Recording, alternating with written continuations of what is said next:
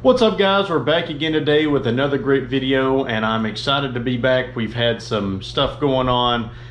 Recently we had my son's first birthday. We've had some flooding going on here in Tennessee, and then we've also been remodeling our bathroom, so it's been taking a lot of time and focusing on kind of some stuff like that we've been doing around the house. So it's taken away from me making some videos for you guys, but I'm finally back, and our friends over at Cartrimhome sent over the part that we needed to go ahead and install the rest of the heated steering wheel and on that carbon fiber steering wheel that I posted in the last video.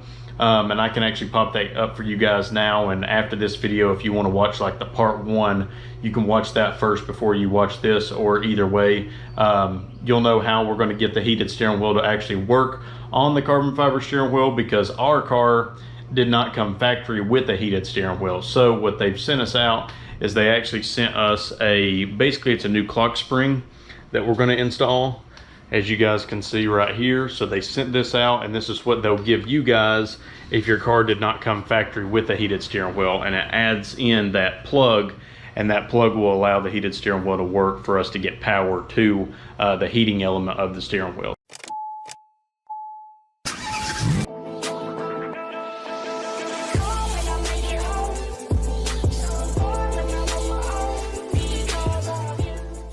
What I'm going to go ahead and do is I'm going to jump in the Highlander here. We actually have some rain in the forecast. So what I'm going to do is I'm going to go out here. We're going to disconnect the battery like we did before. So that way we have, don't have to worry about the airbags or anything like that.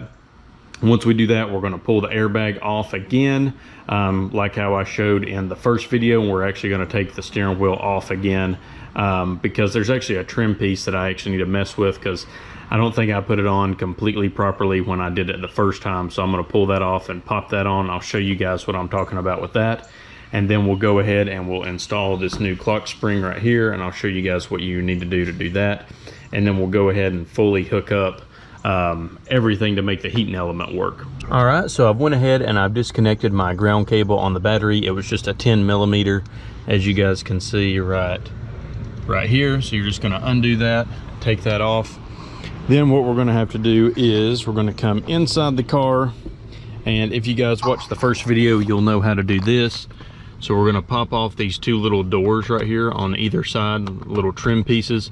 Once we do that, there's actually like these little springs in there that actually hold the airbag in, and you're just going to take a flathead screwdriver and you're going to push those in, and it'll let your airbag release. There's actually 3 of them, and I can show you guys, once we take it off, I can show you guys a little bit better like where they're located at.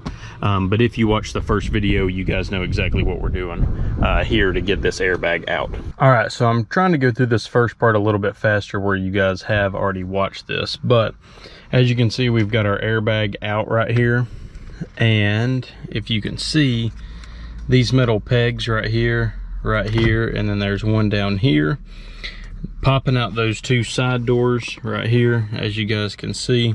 That's what gives you access to just push those in with a flathead screwdriver, and that's what helps release the airbag. As you guys can see, there's little pins underneath the airbag right here, right there, and that's what releases them, is those pegs. So once you guys get those out, you'll have the airbag out right here.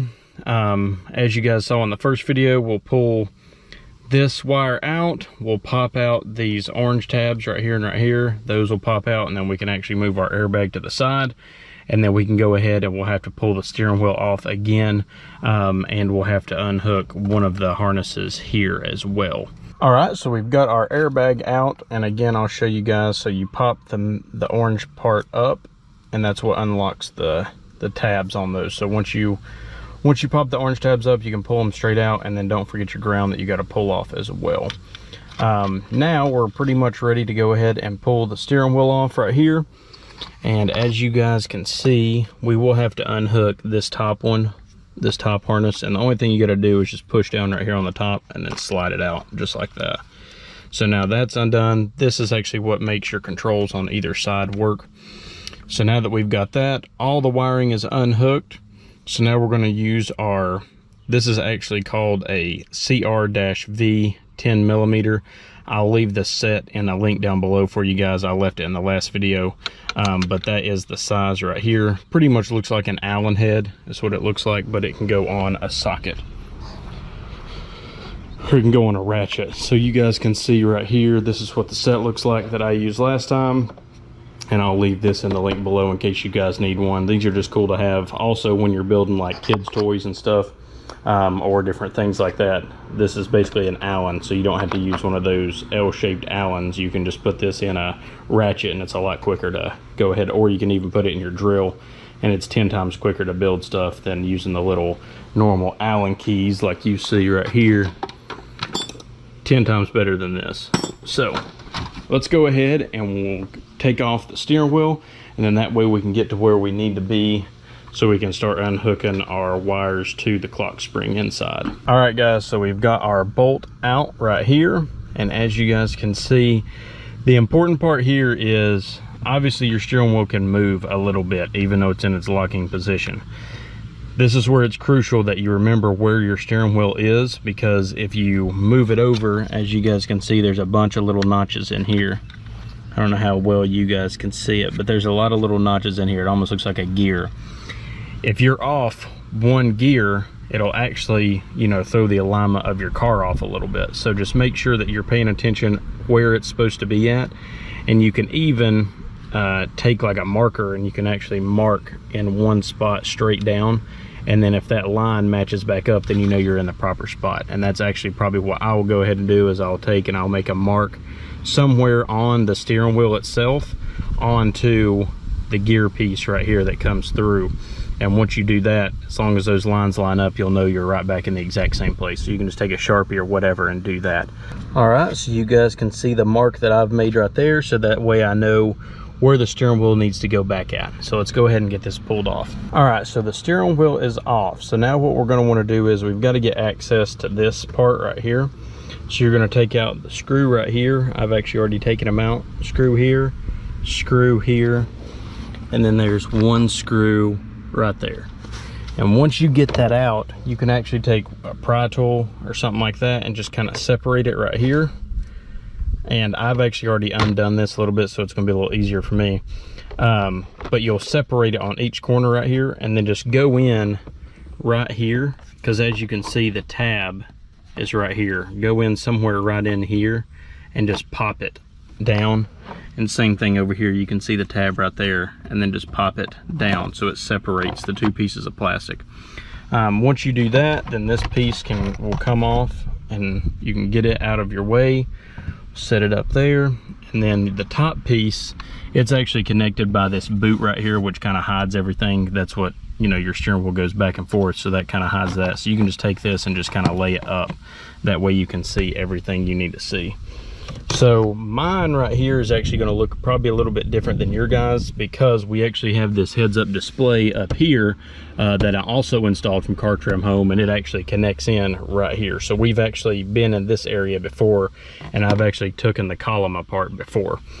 So as you guys can see, this is the factory part, and then this is the part that they sent us. So you can see that it's got this extra plug right here, and that's what's going to give us power to our heated steering wheel, because see, this piece right here, it actually moves with the steering wheel.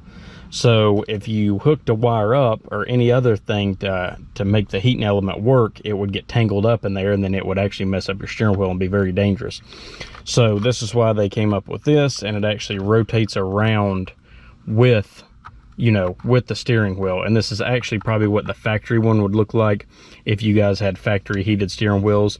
But where we didn't have it, that's why we're having to install this piece, so you guys can see you know, how easy it is to add the heating steering wheel element into it. One thing too as well, some old school clock springs, you actually would have to this piece right here would kind of be free, and you would actually have to count how many times you went left and how many times you went right to make sure you were centered. Well, one good thing about this is, as you guys can see, I'm trying to move it back and forth. Let me see if I can do it one-handed here. As you guys can see, I'm trying to move it back and forth, and it's actually locked in place. So that's really nice, because we already know it's in the orientation it should be, because the clock spring, you know, if you don't have it all the way centered, that'll also mess up your alignment. So one good thing about this is it's locked in the position it's supposed to be in. So that'll make this install a heck of a lot easier. So as you guys can see underneath right here, we've got 3 connectors. We've got 2 on the left over here and 1 on the right. And then of course we've got the same connectors right here that we would have that hooks into your airbag and all that. So what I'm going to go ahead and do is I'm going to go right here and I'm going to disconnect these wires here and here, and then the one here. And then once we get that done, you can actually see on this one, you can see the red tabs right there and right there. And that's what actually makes it clip into place. So it actually just clips in to the rest of the column right here. So I'll just take this plastic pry tool and we'll pry around it as easy as we can and pop it out. Then we'll pop this one in and hook up our new harnesses, and then we'll be ready to reinstall the steering wheel and all that. All right, so I'm going to show you guys how to disconnect these. So as you can see, these 2 right here might be the ones that are different for me, because as you can see, I've got the factory harnesses hooked in here to this piggyback, again, to make our heads-up display work that's up here. So there's going to be 2 triggers on these, and you just push them down and pull straight down on these 2. Same thing here. On this one actually is a little bit different style clip, and it's got a locking mechanism right here. So you're actually going to slide this piece down right there, and that's what's going to unhook it. So don't think you've got to push in this tab. You've actually got to slide this whole piece down, and then it'll disconnect. So we've got all that undone there, and we should be ready now at this point to go ahead and start trying to pry this off. All right, so I'm going to show you guys this right here. So this actually, I believe, is the clock spring, and this is actually connected to the back of your factory one right here. And as you guys can see, there's some plastic tabs right here, and right here. I can't let this go right here because I don't want that to move. So that's kind of why I'm holding it, because those 2 alignment pegs, they have to stay in the same spot, or that's what will make your car be misaligned if you put it back together. That's what I was talking about, spinning around and making sure that you have the same number of turns each way. But as long as you hold it while you're taking it apart and it doesn't spin, it'll be in the right orientation, which is where mine is right now. But again, if it spins on you, no big deal. Don't freak out. Just make sure you spin it. You know, let's say it goes 3 times to the left, just make sure it'll go 3 times to the right. And that way, you know, you're not off, because if it only goes 2 times to the right and 4 times to the left, then when you're turning your steering wheel, when you put this all back together, it'll be off and you won't be able to turn all the way. So that's where you've got to make sure that you're paying attention here on this part, to make sure everything goes back together right. So as you guys can see, we just pop that off right there, and this is going to stay right here, and then we're going to go ahead and bring the new one over and snap it into there. So I'm going to go ahead and do that off camera because I need both hands to make sure this is not going to turn. But as you guys can see, this is the orientation it's supposed to be in. And again, once I get it back together, I can show you guys where the pegs are. But there's like a peg here, and then you've got these 2 little notches here and here that align it up. And that's what, all that is what makes it attached to this piece. So one thing, when I was taking this off, I will show you guys really quick, as you can actually see it's got this peg up top. So if you pop that peg up and pull out, it'll actually kind of pull it towards you a little bit. Then you can actually run like a pry tool or a flathead screwdriver straight down to where these red pegs are, and you can just pop each side out, and it comes off really easy actually. So as you guys can see, we've got the new one on right here, and everything is lined up and snapped into place. So as you guys can see, there's one of the teeth right there at the bottom. Here is the pegs I was talking about. So when you're taking off the factory one, what you're going to want to do is actually go, you can see right here, and you can just kind of pop that up, and while you're popping that up, kind of push out, and it'll allow this top piece to pop undone. And then you can see there's another one right, let me see, I'm trying to get it to where you guys can see it good. There's another one right there that you've got to pry out here, and the same thing on this side. And then you've got these 2 little circles here. Let's see, I'm trying to get it to focus good, but you've got those 2 little alignment circles there and there. But your main thing is just watch these interior pegs right here, because those have to go in the slots of this piece. All right, so now that we've got that set, we can actually go ahead and move this up and reinstall it back. And this is kind of where it's important, because remember how this had play when we were taking everything apart.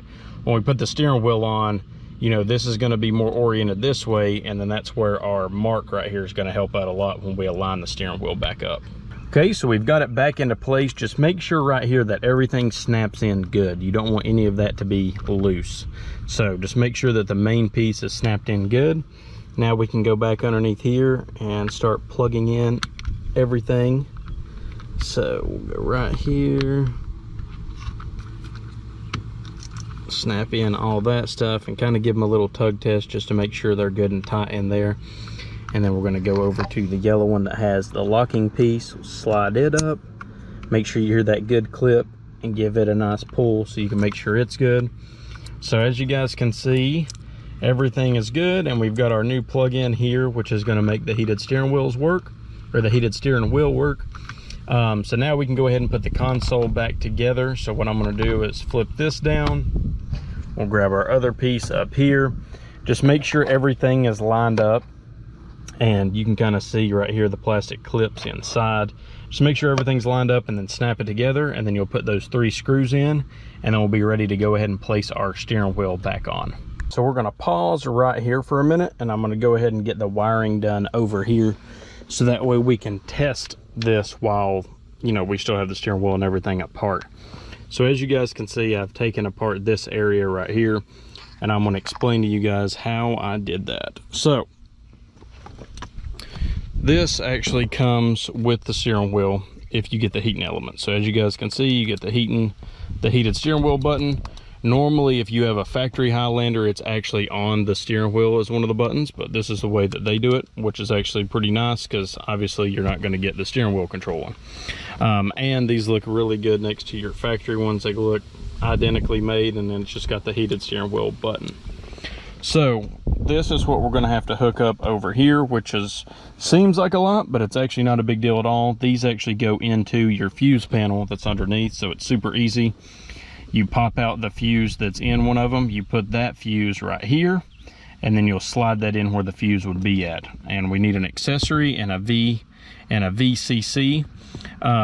For those two right there, as you guys can see, there's our accessory, and here is our VCC, and then we have a ground. So the ground, we can just find a ground somewhere underneath here, which one thing it's really nice, if you guys can see, the white wires coming down over here, that's actually a factory ground. So I'm actually just going to undo that bolt right there and use that factory ground, and then we should be good to go there.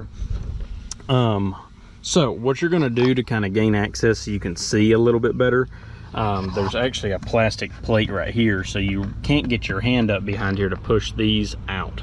So what I did was I just came in here up top and just pried down on the blanks that are right here, as you guys can see, and then they're kind of tough, they're in there, so just be careful when you're pulling it out that you don't break this piece in between, because this was wanting to bend a lot while I was doing it. Also, you could probably try to pull this whole piece out, but it seemed easier to pull the blanks out. So what we're going to do is, I actually have both of them out because I asked my wife where she wanted it at. We're going to put it up top right here, because she said if it's down here and she accidentally hits this while she's driving, she wouldn't want the hatch to open up. So we're going to put it up top and put a blank right here. To gain access right here, our car actually has this, you know, the little change bucket right here. So what you're going to want to do is I will actually put it back for you guys so you can see. So it's not in there exactly right, but what you're going to do is just pull this drawer down, and as you guys can see, there's a tab here and a tab here. It's just like your glove box on the other side when you're changing your cabin filter. So you're just going to push in over here, push in right here, and you can see that little tab will move over, and then the change drawer will fall down, and then you just pull it straight out towards you, because as you guys can see right here is the pegs, which is actually what the hinge is. So once you get that out, then you have full access over here to where you can see what's going on. So I'm going to go ahead and install the button, slide my wires through, get them routed down to our fuse panel. Once I crawl underneath and see exactly where it's at, Then once we do that, I'll show you guys exactly the fuse numbers and stuff that I put these in, so you guys can do the same thing. And then again, we're going to put our ground right there. So I'm going to show you guys where we're at so far. So we've got our button installed. So what I did was I actually just took all these wires and pushed them in up top right here and fed them down, and then they'll come out. So this plastic panel right here, I just ran my hand up in there and just kind of pulled it down a little bit, and they'll all feed out right here. And as you guys can see, I've got them right there. All right, so we went ahead, and if you guys can see right there, we've got our ground wire connected. I went ahead and I went through right here, and they're actually down. You can see them out right here. So I routed those back down and through there. I'll go underneath and I'll show you where we're going to plug them into the fuse panel right here in a moment. All right, so I'll actually pop up a picture of this right now, but you guys can see underneath here, this is what my fuse panel looks like, and this is where I tapped into. So there's other spots that you can use, but this is just the spots that I used. So let me hop back out of the car and I'll pop up that picture and I'll tell you guys exactly which fuses that I use, but this is what it looks like. All right, so I'm looking at it on my phone, and I'm actually using the panel right here that's actually over your fuse box, your fuse cover right here, which tells you what all your fuses are. So with that being said, what I'll do is, like I said, I'll pop this up, but I'm going to look at my phone here. So if you go 3 back right here, and if you notice, there's going to be a blank right here. In the US cars, there's a blank spot right here. You're going to go over one more. This is actually going to be your dome fuse right here, that third one over. So what you'll do is you'll pop that fuse out. You'll put that fuse inside this little square, basically, and then that'll have 2 fuses. So basically it powers your switch, and then it'll also power the fuse, which is the domes, your dome lights inside your car. So that's where that one's going to go. So you'll have a blank. You'll have I believe it's a 7.5 next. Let me look right here. Yep, your 7.5 next. You'll go back one more, and it's a 7.5, and it's a dome. So that will be the first one I use. Then if you go to the bottom right here, you're going to count 1, 2, 3, 4, 5, 6. So you're going to go 6 back. So that's going to be a 10 amp, a 5 amp, a 15 amp, a 7.5, a 7.5, and then you're going to hit a 10 amp, and that 10 amp is your hazard. So your hazards always work no matter what. So that'll be your continuous that you tap into. Same thing with it. You'll pull that fuse out, you'll put it in this box, and then you'll put that whole box back in there. One fuse will be for the hazards, obviously. One fuse is going to be for your continuous for the heated steering wheel. So with that being said, this is kind of what it looks like right here.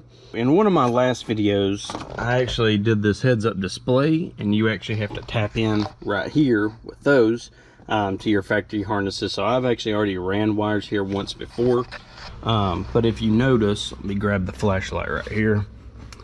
You can see right here, here's where all the factory harnesses run. So what we're going to do is I'm actually just going to run, you can see right here, I'm just going to run it straight across right here. We're going to zip tie it to the factory harness right there, and then we're going to run it right up and plug it in. Once we do that, before we put any of this back together, once we get it all zip tied up and secured, you'll want to go ahead and take and move your steering wheel, you know, back and forth, up and down. Just make sure it's not going to limit your adjustments, or it's going to be tight and pull, because obviously if you go to adjust your steering wheel and you pull that, you're going to, you know, disconnect the harness here. You could, you know, pull the wires apart or anything like that, and then it's not going to work. So all right, so we got it running straight across. Like I said, we got one zip tie here, one zip tie here, and then we bundled up kind of what was left over, the access, zip tied it here, and then we've got the harness running up and clipped in right here on the opposite side. So as you guys can see, I've got the steering wheel adjusted all the way out right now, so we can kind of see, you can slide it in, you can go up and down, and as you guys can see, the harness is moving good with all that, so we don't have to worry about, you know, the wires getting messed up or anything while you're adjusting your steering wheel. So we've got our steering wheel here, and you also get this is the module that makes the heating elements work. So this is actually going to plug in, or this is actually going to plug in right here. So what we're going to do is I'm going to go ahead and mount this inside, and as you guys can see right here, this back piece of trim right here, there's a good flat part of plastic that we can put that in, and we'll go ahead and put it down right there, and we'll be able to hook everything up from that point. And then also this harness right here plugs into this. All right, so like I said, I've got them zip tied there and there.